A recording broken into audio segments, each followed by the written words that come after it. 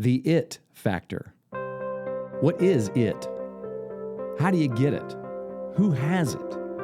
Are you born with it? Or is it something that you can get if you don't have it right now? Pat and I will talk about all of this and more on today's episode of the Coaching Life Podcast.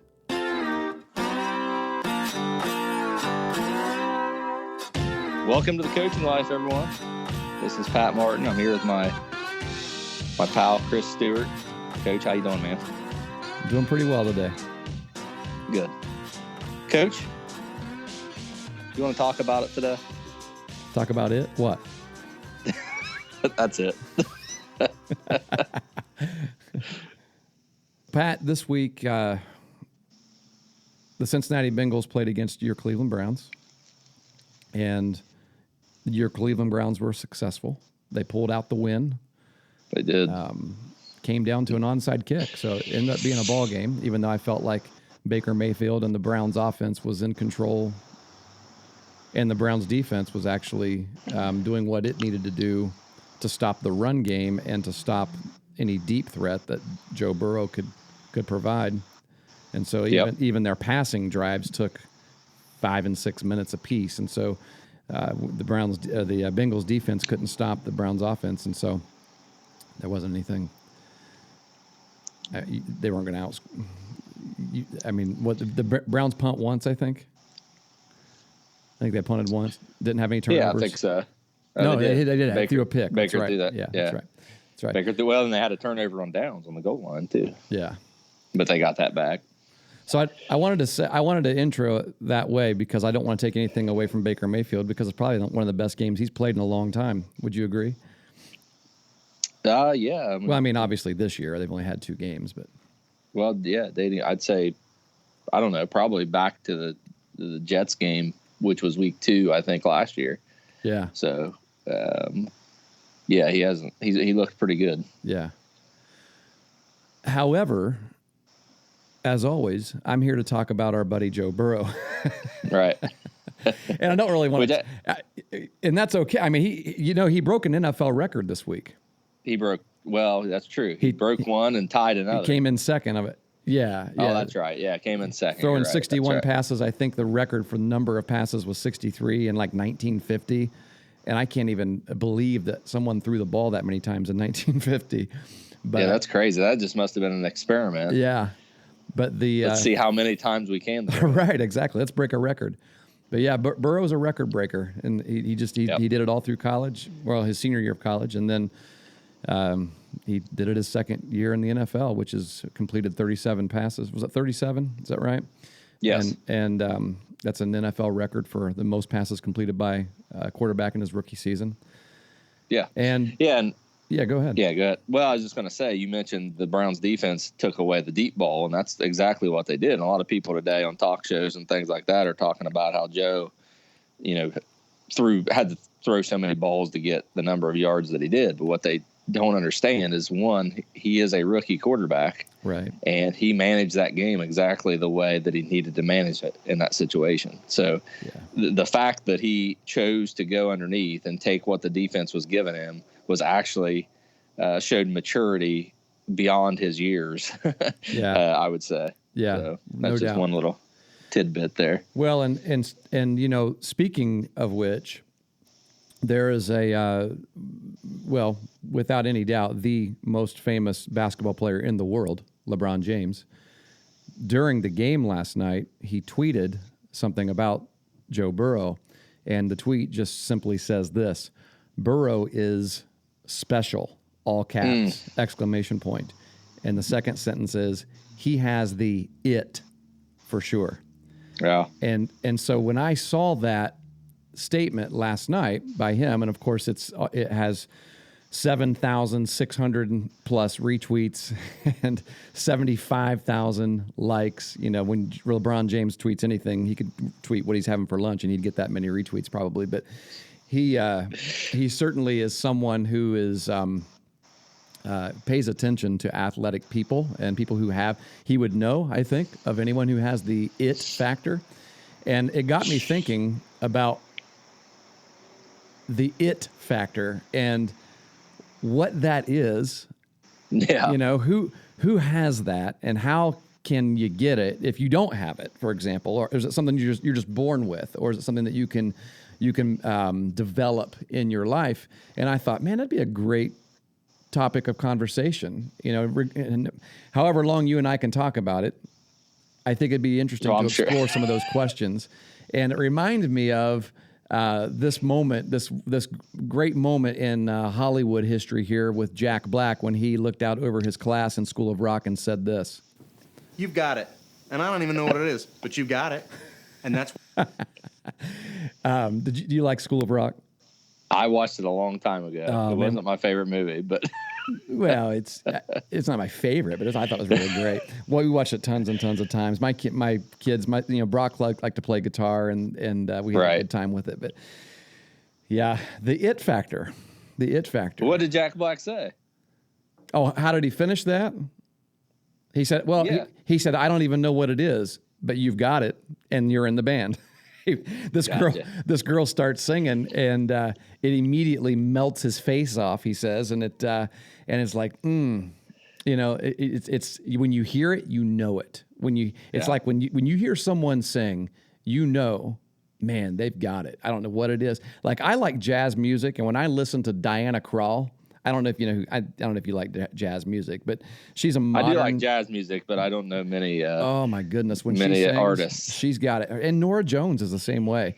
And it's like, man, I don't know what it is, but she's got it. I think Alicia Keys has it. She just came out with a new album today.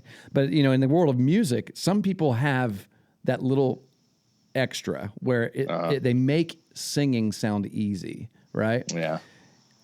And you have that in business. You have it in, you know, people call it people with charisma. Like when you're in a meeting with someone who has just, I don't know what it is. It's like it's a power. Yeah, you can't. I don't know what it is, but you've got it. Right. It's a charm. You know, I mean, like people want to listen to that person. It's an influence. They're motivating. Like when you leave a meeting with this person, you know, when this person's in the room, you're actually more energized from sitting in that room with them, and it's a charisma, I guess I would say, and it's certainly something that is available in the sports world. And LeBron James saw it last night in Joe Burrow's second game in his NFL career. And so let's talk about it. Yeah, the it factor. Well, I would say that I probably agree with LeBron. Probably not based on Joe's NFL career at this point, but just his high school career and his college career. I think, you know, we were talking about this last night. We actually got together and watched the game. And, you know, we talked about, actually, it was Brock that sent the text, right? Your son, Brock, he said, Joe needs to take a hit here. Yep. And he said that not because he was rooting against Joe, but because things weren't going great for the Bengals. And what he was saying was, he was actually referencing the fact that in the past, when Joe got hit hard, I think his first year at LSU, wasn't it like, was it Florida Atlantic or someone like that? Or who they play in the, who was that they play? No, it was FSU, wasn't it? Was it FSU in the bowl game? Yeah. Yes, that's who it was. And he just got absolutely annihilated. Some of them even say it's dirt. It was dirty. Crushed. He got, and he was hurt and on the sideline wincing, and people were like, well, the announcer saying he may not be back and whatnot. And he came back and he lit it up, you know. He put his foot on the gas and never let up. It was he did over. That a couple times for LSU last year. Mm-hmm. And I bring that up because it's in those moments that I think Joe displays this it factor that we're talking about, where from an outsider's perspective, it's almost like nothing he does can go wrong. You know? Yeah. He has the Midas touch. Yeah, from an athlete's perspective, I would say that things slow down. Well, that's a great way to put it, Pat. Yeah. Yeah, because a lot of times, and this is true for all levels of sports, when just in general, the game's hard. Just in general, baseball, basketball, football, softball, these sports, they're difficult, and you're competing against other people. It's not easy to do. So at a very fundamental level, there's challenge. But as the situations change and the games become more important, the game become, we get to the end of the game, near the end of the game, maybe there's base runners on base, there's, as a hitter or as a pitcher, the situation becomes more challenging. Some people feel that pressure more than other people do. And so, and to some people, things happen really, really, really fast, and that's one of the things that makes it more difficult to, succeed under those conditions. But for others, they relax in those situations. They find comfort almost in those situations, and the game, like I said, slows down to them to the point that it's easier for them than for everybody else. Yeah. A lot of different people have talked about this just in different ways. We've mentioned before the book that Tim S. Grover wrote called Relentless. I've got it laying in front of me right now. Yeah, it's actually that's a good book to have in front of you during the podcast, because that's what it's all about, is there's a difference between someone who has it, and he calls this person a cleaner. Right. And it's not always easy to define, but like Jack Black says, you know it when you see it, right? You just know it. And that makes me wonder, is it something that you're born with? Yeah. I think there's different levels of it. And there are some people that it's a skill. I would say it's a skill. And there are some people that are good at it, and there's some people that are great at it, and there's some people that are elite at it. And I believe that you actually can enhance that skill a little bit.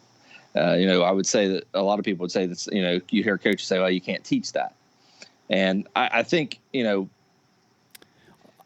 some truth to that phrase. Yeah. I that's one of my phrases that I don't like to hear coaches say, because I think it's a cop out. I think it's something that coaches can't understand when they don't understand how to teach something. Like I've heard coaches say before, actually say, you can't coach leadership. You can't teach leadership. Someone has it. I think I even wrote about it in one of my in Coaching Life, or maybe I did. Maybe I wrote a blog about it later and intended to put it in another book. But I think it's bunk. I think you can't. I think there's very, very little that you can't teach. So anyway, go ahead. If I didn't cause you to lose your thought. Well, so let's use something else to compare to. Speed. You always hear people say that, right? You can't teach speed. Good but enough. we know that's. I mean, Zach Deckant is the strength and speed coach at TCU. So he that's what he does for a living. He teaches speed for a living. You know what I'm saying? So it is something that you can teach, that you can grow. And I think that to a certain level, you can develop an it factor. I really do think that. For, right off the top, the first thing that comes to my mind in developing the it factor is, we're talking about situations that are difficult and situations that make us nervous and put pressure on us. If you practice that situation and you're prepared for that situation when you when you get in it, you're going to be able to perform at a higher level than somebody else that doesn't prepare for that situation. Yes. So, you can think of any scenario in sports that happens near the end of games, or big moments in games, and if you replicate those scenarios, those situations in your practice, or even mentally in your head as an individual, as a person, when you think about this situation, what am I going to do? How am I going to feel? What am I going to be thinking? What am I going to be focusing on? Things like that. You are more prepared to perform in that situation. And that is the it factor, or at least that's an element of the it factor. Yeah. Now, I do think that there are, and the word that LeBron used is I think good. It's special. I think there are special people that, you know, if you're not on that level, it's going to be difficult to develop to get to that level, I guess. Right. I would say. Yeah, I would agree with that. I don't think that you can talk about the it factor in one fell swoop. I don't think that. Right. I like how you're breaking it down to components, because I think there are components and elements to being, you know, to having that special it factor that are developed. But then I also believe that there are probably some things that make it easier for you to have it that you are born with, you know, things that you're gifted with based on your personality, and it makes it easier to develop those things. However, I don't think that having the it factor is totally something that you just have. I mean, for example, you keep staying with Joe Burrow.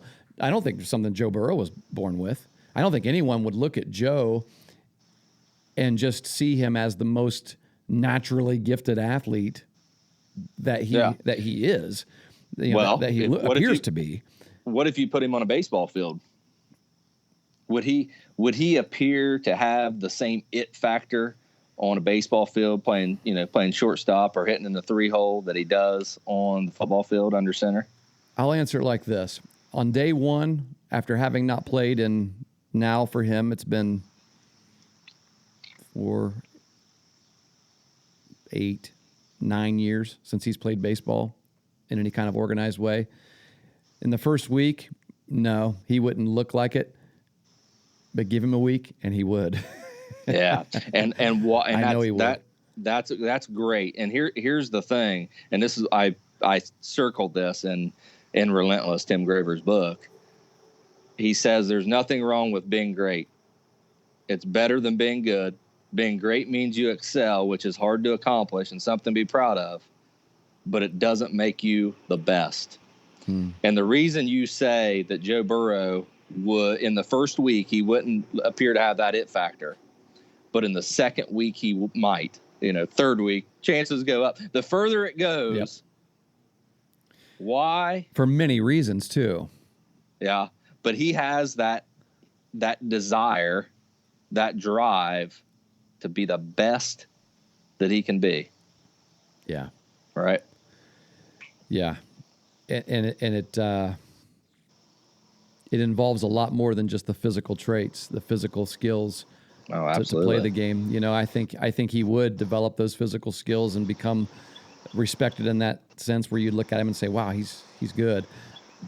But there would be so much more to it than that, that you would easily begin to see in 3 weeks.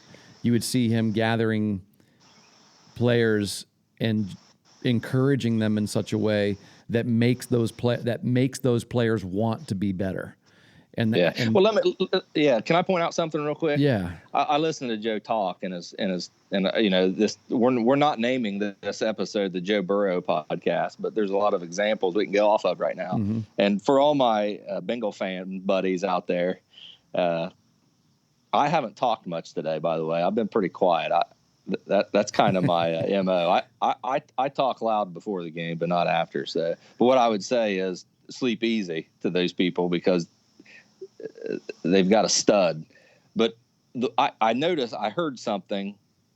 Actually, there's two things. We might get to the other one later. I heard something Joe said, and I don't know that I've ever heard anyone in the Bengals organization ever say this before.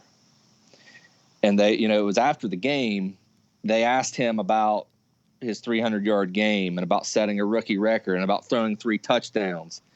And they said, last week you graded yourself as a D after you played the Chargers. And, everyone kind of said, oh, Joe looked pretty good. He graded himself a D. And everyone's like, wow, that's great. He graded himself a D and he looked really good. And this week, they said, what do you grade yourself now? And he just kind of said, you know what? I don't know. I'd have to look at the film. But the only thing that matters is that we didn't win. And he went into this conversation about losing, and he said something that stuck with me. He said, obviously, he said, losing is unacceptable to me, but he said, losing is unacceptable to this organization. And I think people he's speaking on behalf of the Bengals organization there. There you go. And I'm gonna be honest. I kind of winced when I heard that because I don't want the Bengals to be good. I'm a Browns fan, right? And I've been telling people this that I believe this just from stories that I've heard in conversation and watching him play and listening to him talk. He's going to change that organization. He's going to change it from the very top all the way to the bottom, and that change starts with him saying, losing is unacceptable to all of us. Yeah. Right. And a person with the it factor not only appears to stand out in a game, in a big situation, but they lift their players up in those same situations. And this is going to sound really odd. I'm not Baker threw that pick. It was late third, wasn't it? Late third or it was picked off on the 1 yard line. They were going in to score again. He just didn't see the safety come over. Right. I actually wonder if last year that safety makes that play. And that may sound really corny and really, really, people might scoff at that. But when you've got that guy over there on the sideline that has that, and that all you have to do to stay in that game is to get him the ball back. It doesn't matter what the situation is. Let's just get him the ball back. It makes all the difference in the world. And that's exactly what they did. That game was over a couple different times. And Joe Burrow kept them in the game because he was resilient, right? Yeah. And that, I guess I jumped right into the other point I wanted to make. The what was it? It was Joe Buck, wasn't it? That said this guy looks resilient, and they use that term because he continued to bring the Bengals back. But what I would say about resilience is it's not based on success. True resilience is found through failure, and it's people that have that it factor and people that are resilient, that are able to say, look, I'm going to do what I need to do every single day to get better. And I'm going to trust that process. And if I fail, then I'm going to improve that process, but I'm going to trust it and continue to do it over and over again and not worry necessarily about the result. Yeah. But understand the journey that they're on and where they're going. And as Tim Grover puts it, they want to be the best. Yeah. Right. They don't just want to win. Joe's, from Athens, Ohio. He went to Athens High School. He can stop right now, right, and be deemed a success everywhere in our area. That's an understatement. He's got stadiums named after him. Yeah, good point. Yeah. He's not satisfied with that. No. He's not satisfied with that. He won't be satisfied until he wins a Super Bowl. And you know what? He won't be satisfied with one. Well, he won't be satisfied until the team wins, until the organization. Yeah, right. Exactly. Yeah, he has that bigger picture in mind. One of the ways that he answered that question about losing, because that's one of the things that people are talking about, is he's never lost consistently in his whole life, and so it's something he's going to have to adjust to. And when that question was innocently asked to him, it was, it's a legitimate thought. Hey, the long game here is you're going to probably lose more games than you win this year. We just know it because your defense. That's what they know. That's what they know, but I guarantee he don't know that. And exactly, he doesn't believe it. He really doesn't believe it, because when they asked him that, when they said, "Hey, how are you adjusting? What are you doing? To the idea of losing more than you're used to?" And his answer was, "That's not just something that's just not something that's in my mindset. We'll never adjust to losing." Again, the word "we'll," right? Not I'll. We will never. That's another thing you're going to hear a lot in a cleaner's in someone with the it factors vocabulary. Is very little is there I me in someone who has the it factors vocabulary. It's all we Yep. and this organization. He said, we will never adjust to losing. We will never accept losing. We just have to get it right. I tell you, man, that it makes you want to strap it back up today, doesn't it? I mean, and get out there and do it, even though they got a long week ahead of them to prepare for Philadelphia. But yeah, it's the it factor. I mean, we've talked about it here and using some people as illustrations of it. But I think we'd be remiss if we didn't at least conclude our podcast with trying to tell our listeners who have children who play sports and are parents, mom, dad, who are involved in coaching and wanting to be the best they can be as well. Is it a lot? Are you a lost cause if you've not had it up to this point? Are you just going to do you just need to tell your kids, hey, settle for where you are and be the best you can be? Or is there a particular do you have some of those traits in you that you just haven't developed yet, that drive and competitiveness? Are there things about you that you can really work on in developing skills? Like, are you a decent communicator? Like, do people like you? I mean, do you tend to have a lot of friends? I mean, if so, that's a seed, or it's a sign that maybe you can develop this more. People really want to be around you. There have been a lot of great players that have played the sports, the different sports that you and I talk about, but not everybody wanted to be around them. And I would say, like a guy like Barry Bonds, man, he had the opportunity to have the it factor, but no one was going to say that about him because no one could stand him, But he probably understood hitting better than anyone of our time, and it's at least what it took for him to hit well. I don't know if he could explain it to somebody else. I think he's been a hitting coach, hasn't he? I haven't heard much about Barry. Oh, has he? I didn't know. Yeah, I think he has. Interesting. Right. There's probably some jokes there. Yeah, probably so. No, you know what though? I think Barry got a bad rap from the media because the media didn't like him just because he didn't like to do interviews. So I don't really know what his teammates felt about him. I'm sure some of them appreciated him. So yeah, I mean, he was just he wanted to keep to himself. I'm sure he practiced like crazy, and he was a Belichick style player. Where I mean, in terms of the media, he's like, well, I'm only going to give you what I have to, and even then, I don't have to like it. Yeah, that's true. That's true. Yeah. Well, no, I think to respond to your question there,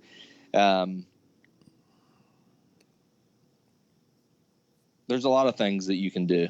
And a lot of ways that you can evaluate, who you are. And you make a good point about communication, because a lot of the times, we watch our kids and compete, and we just, we're like, well, I wonder why they're responding to this situation in that way. When they're facing adversity, or when they've failed, or when things aren't going their way, or when things are going great. Maybe they're not, they don't handle success very well. We wonder, why that is, and we struggle with it, and it might be a lot more personal than what we're thinking. And you bring up communication. That's a good point.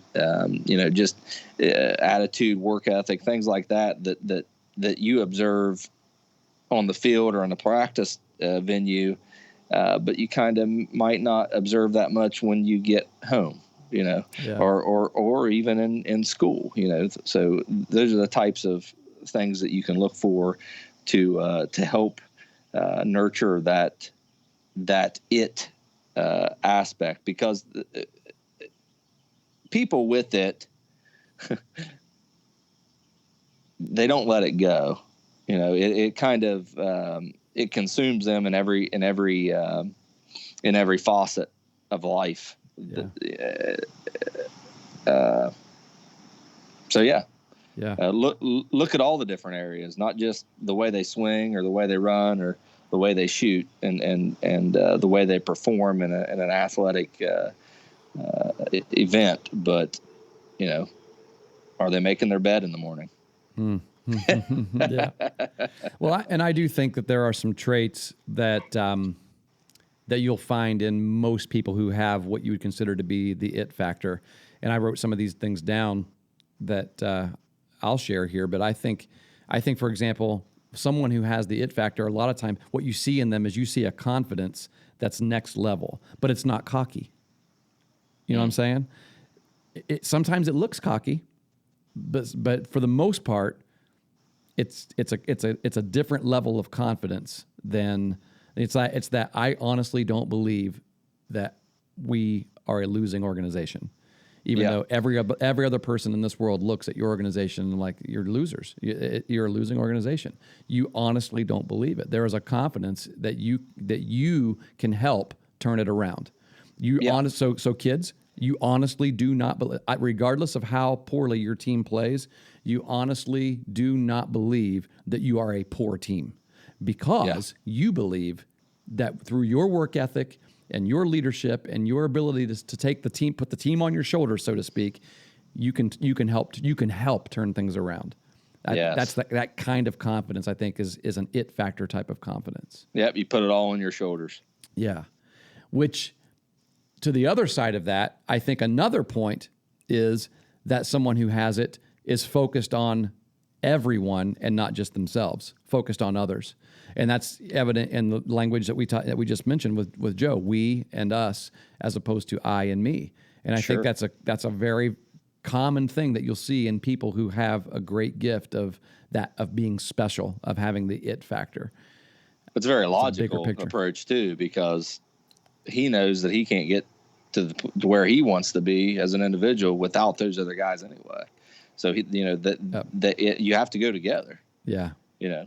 When you're talking about a team sport, when you talk about your goals, you better include your teammates in those goals, or it's going to be a lot tougher, a lot more difficult, maybe even impossible. Yeah. And I think that confidence a lot of times is it hinges on the talent that people have, and talent and skill can be developed, but also you base it on your approach to that development. So the confidence that you have can come from a couple different areas. Yeah. A couple of the things that I think are traits or characteristics of the it factor is, I think someone who has it is a genuinely optimistic person. There's not a lot of negative. There's very little negative coming out of their mouth.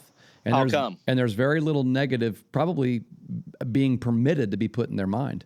Yeah, because it's a waste, right? It's a waste. It's a distraction. Distracts you from your goals. It distracts you from what you have to do to become what you want to be. Yep. And I think that's just one of those things. I think that's one of those factors of one of those variables of the it factor, and that every great leader has it. There is in testing times, in times of where resilience is needed, times where what's the word I'm looking for? Adversity. Times of adversity, there is an optimism there. Somebody last night commented on just what it looked like on the face of Joe coming into that last drive, where you got over that threshold where you knew it was going to require an onside kick to be able to have a chance to win. I mean, where even if you score here, you're probably not going to win the game. There's a really good chance you're not going to win the game, because no one can cover an onside kick anymore in the NFL because of all the new rules about safety and things. And yet there was still that look like, we're going to win the game. If we just get in the end zone here, we're going to win the game. And I think that's something that you see in other quarterbacks as well. I mean, you wouldn't be a quarterback in the NFL if you didn't have a little bit of that.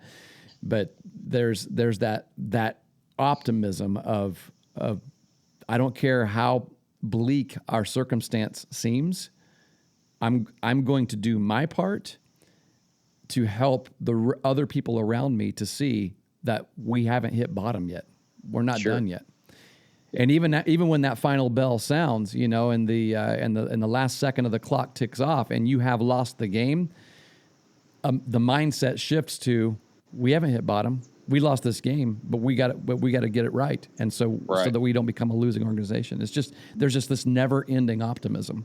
Well, that's the first thing he said, right? We're going to get to practice tomorrow and turn it around, figure it out, because he understands that you don't just show up on Sundays or game days and dictate whether you win or lose. So it's not a result oriented focus. It's a process oriented focus. And that, as I said before, that's where you gain your confidence, and knowing that you're on a journey and you're going to get it right. Right? That's what you're there to do. Good stuff. I'll give you one more because I know you got to go here soon. I think someone who has the it factor, I would say every person who has the it factor has this: purpose. They are purposeful human beings, which means there is not a single thing they do in their lives, and I'm saying that literally. There is not a single thing they do in their lives where they don't consider the purpose of it. And remember the 11-year-old schedule kind of puts you in mind of that. It does. You figure out what you're going to do and why you're going to do it every second of the day, right? And again, no distractions, no wasted time, always getting better, always moving forward. Right. You're on a mission. If you want to be someone, so here's what you can say to that. Someone sitting there right now and they're going, I kind of want to be someone who's considered to having the it factor. I want to be someone with the it factor. Okay, here's the deal. You got to be on mission, man. You're on a mission, and you're not going to allow anything to stop you. Not a negative mood, not any circumstance that's outside of your control. You're not going to allow any person, anything to stop.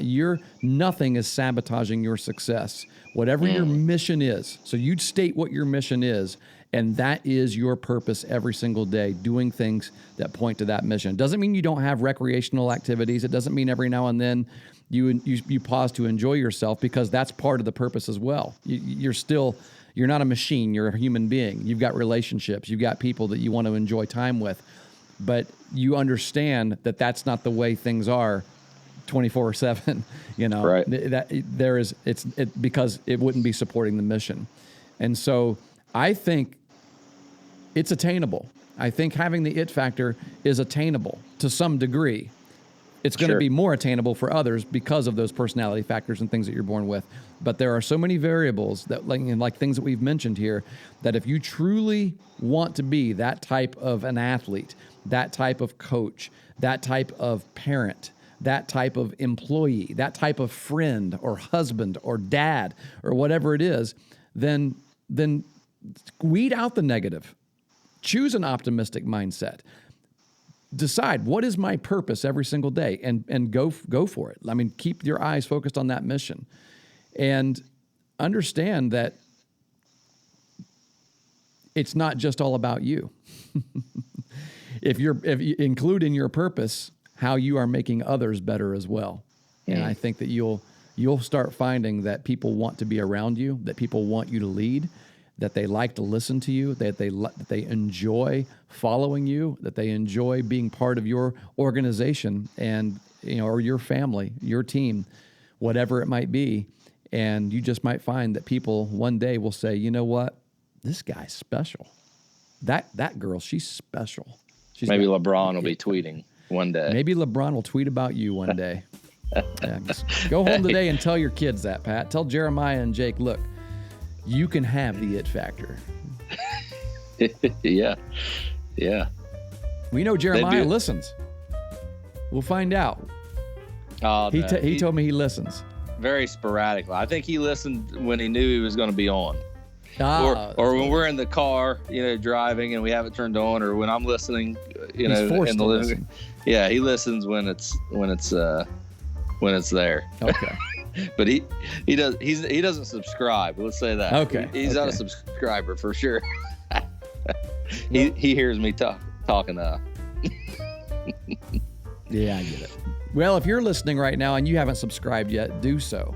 We'd love to see our subscriber list increase, and we'd love to hear how our podcast has enriched your life and challenged you to be a better person as well. So please reach out to us and let us know. Yeah, absolutely. Or if there's a topic you want us to talk about, or something that you disagree with, or heck, maybe you want to join us and argue with us about something. That'd be fine too. We can set that up. That'd be a lot of fun. That's right. Thanks for joining us anyway. Good deal.